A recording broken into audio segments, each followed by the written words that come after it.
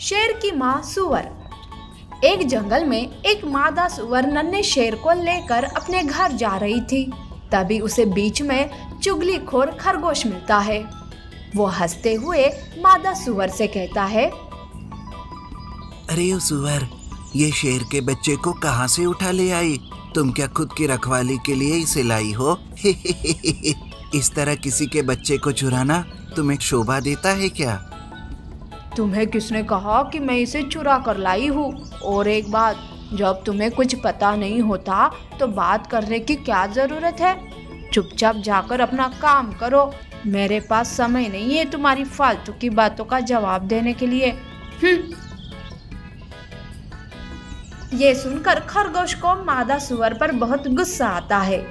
मादा सुअर भी वहां से चली जाती है। उसे जाते हुए देख खरगोश सोचता है, इस सुअर की तो हेकड़ी निकालनी पड़ेगी।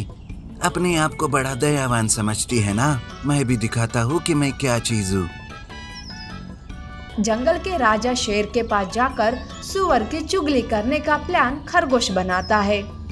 इधर मादा सुअर शेर के बच्चे को घर ले जाकर उसे अपना दूध पिलाती है कि तभी वहाँ हिरन आती है और वो कहती है, अरे सुअर, ये क्या देख रही हो? कहीं मेरी आंखें धोखा तो नहीं खा रही ना? इस शेर के बच्चे को तुम क्यों दूध पिला रही हो? ये सब क्या है? ये मेरे सहेली शेरनी का बच्चा है। वो बेचारी आज सवेरे शिकारी के जाल में फंस गई। मैं उसकी मदद करने जाती, उसके पहले ही शिकारी आकर उसे लेकर चले गए। अच्छा हुआ सुअर जो तुम इस बच्चे को ले आई, वरना इस जंगल में इसका जिंदा रहना नामुमकिन था। इसका अच्छे से ख्याल रखना। हाँ, आज से ये मेरे साथ ही रहेगा। अब तो मैं ही उसकी माँ हूँ ना। ये हुई ना बात। मुझे तुम पर गर्व है सुअर। सच में तुम्हारे जितना बड़ा दिल मैंने आज तक नहीं देखा किसी का। लेकिन इधर खरगोश कुछ खुरापाती करने के चक्कर में था। वो शेर राजा के पास जाता है और वहाँ मादा सुअर की चुगली करने लगता है। शेर महाराज की जय हो। ये क्या महाराज, आपके राज में ही आपके खिलाफ साजिशें रची जा रही है और आपको पता तक नहीं। अरे क्या कहना चाहते हो? यूं बातें मत बनाओ, सीधे सीधे कहो कि क्या बात है। आपकी हुकूमत को मिटाकर खुद का राजा बनाने एक सुअर भविष्य के जंगल के राजा को पाल रही है। वो शेर के बच्चे को तुम्हें मारने के लिए तैयार कर रही है राजा। अब तो आप ही उस सुअर को अच्छे से सबक सिखा सकते हो। ऐसा कहकर खरगोश शेर के कान भरता है। ये सुनकर शेर भी बहुत गुस्सा होता है और वो मादा सुअर को मारने गुस्से से उसके घर जाने लगता है।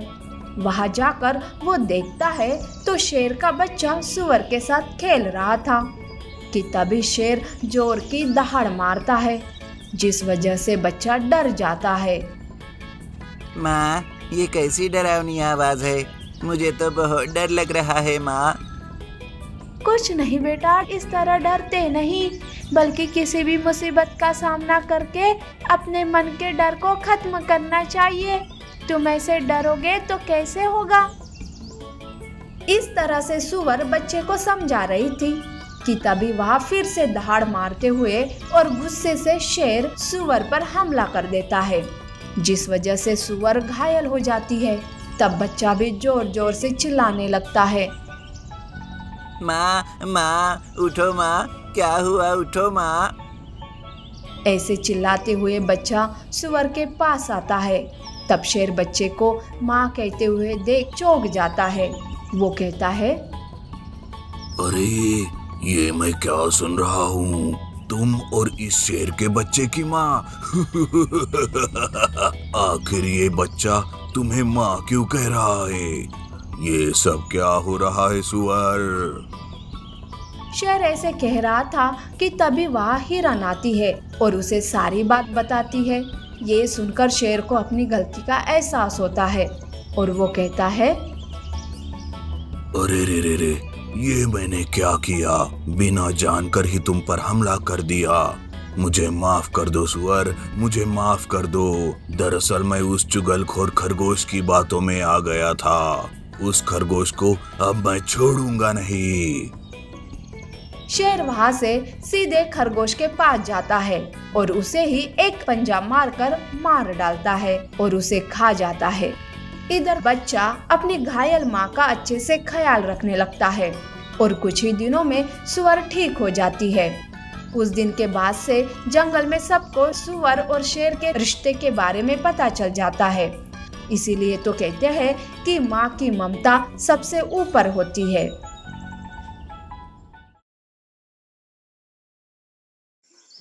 गर्भवती हथिनी।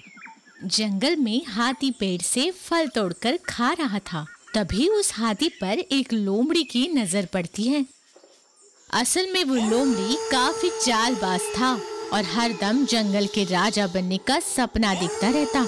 इस चक्कर में वो हर बार कोई ना कोई प्लान बनाकर किसी ना किसी में फूट डालने की कोशिश करता रहता। अरे वाह, काफी दिन बाद ये मोटा मिला है। आज किसी भी तरह इसको अपने जाल में फंसाऊंगा।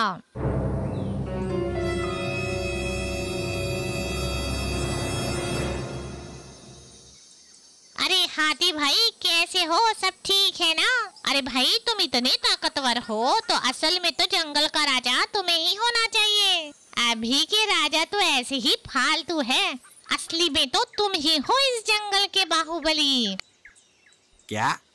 क्या बोला तूने? तेरी इतनी हिम्मत कि तू हमारे राजा के बारे में ऐसा बोलता है? चल चल निकल यहाँ से। आ गया बड़ा बाहुबली वाला। तेरी ये तो फालतू भी गर्म हो रहा है। कुछ नई चाल चलना पड़ेगा। अरे अरे हाथी भाई, इस चक्कर में तो भूल ही गया मैं। वो अपने राजा है ना, उन्होंने तुम्हारी गर्भवती बीवी को जान से मार दिया। क्या बोला? सही में? नहीं, हमारे राजा जी ऐसा नहीं कर सकते। तुम झूठ बोल रहे हो। अरे मैंने अपनी आंखों से देखा है, अभी वहीं से आ रहा हूँ। तुम्हारी गर्भवती बीवी को उन्होंने जान से मार दिया और उसका पेट फाड़कर उन्होंने तुम्हारे होने वाले बच्चे को भी मार दिया। जाओ जाओ, जल्दी जाओ और उस क्रूर शेर को मौत के घाट उतार दो। जाओ जल्दी। ये क्या? हमने हमारे राजा की इतनी खातिरदारी की और उन्होंने हमें ये सिला दिया। अब मैं उस शेर को जिंदा नहीं छोड़ूंगा। लगता है आज मेरा काम हो गया। अरे हाँ, जल्दी जाओ और खत्म कर दो उस बेरहम शेर को। जाओ। लोमड़ी की चाल चल गई। हाथी गुस्से में वहां से शेर को मारने निकल गया। हाथी गुस्से में एक पेड़ तोड़कर शेर पर फेंक देता है। मैंने तेरी इतनी सेवा की और तूने मेरे साथ ये किया। ये ले। हाथी अपने सूंड से शेर को मारता है और शेर दूर जाके गिरता है। अरे क्या हुआ जंबो? जरा बताओ तो सही, ऐसे मुझ पर क्यों टूट पड़े हो तुम? जरा बताओ। नहीं, अब मुझे कुछ नहीं सुनना है। हाँ, आज मैं तेरी जान लेकर ही रहूंगा।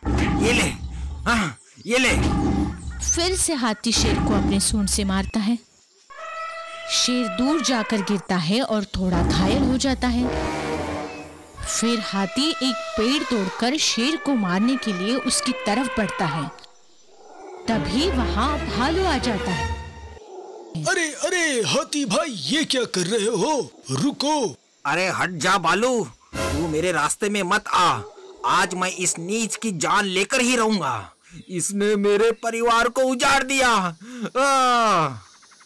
अरे पहले ये तो बताओ, हुआ क्या? मैं भी तो यही पूछ रहा हूँ तभी से, पर जंबो मारता ही जा रहा है। जंबो मेरे भाई, क्या हुआ जरा बताओ तो सही। भाई मत बोल मुझे, तू उस लायक नहीं। तुझे इतनी भी दया नहीं आई मेरे गर्भवती बीवी पर। तूने उसे और मेरे होने वाले बच्चों को मार दिया। क्या बात कर रहे हो तुम? मैंने ऐसा कुछ भी नहीं किया है जंबो। ये मैं क्या सुन रहा हूँ महाराज? बलू, ये सब बकवास है। भला मैं ऐसा क्यों करूंगा? राधा तो मेरी बहन जैसी है, मैं उसे क्यों मारूंगा भला? नहीं, तूने ही उसे मारा है। मैं तुझे जिंदा नहीं छोड़ूंगा। अरे भाई हाथी, जरा रुको तो सही। असल में तुम्हें पता भी है, आज राजा जी की वजह से राधा और तुम्हारा बच्चा जिंदा है और तुम उन्हें ही मारने चले। अरे तुम्हें तो उन्हें शुक्रिया कहना चाहिए। क्या क्या बोल रहे हो तुम? सही में? अरे हाँ हाँ, आज सुबह जब राधा पानी पीने तालाब की तरफ जा रही थी तब एक पेड़ उस पर गिर गया था। वो उसमें से निकल ही नहीं पा रही थी और कुछ देर होती तो वो मर जाती, पर सही समय पर राजा जी वहाँ पहुँचे और उन्होंने राधा की जान बचाई।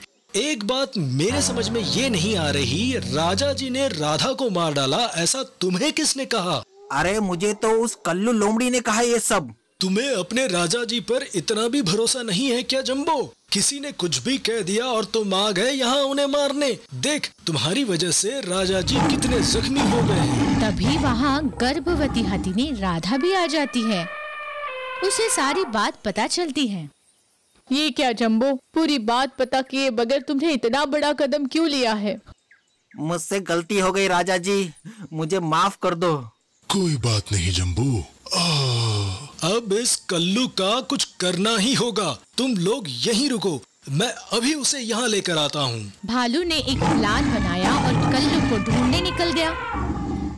रास्ते में भालू को कल्लू मिलता है।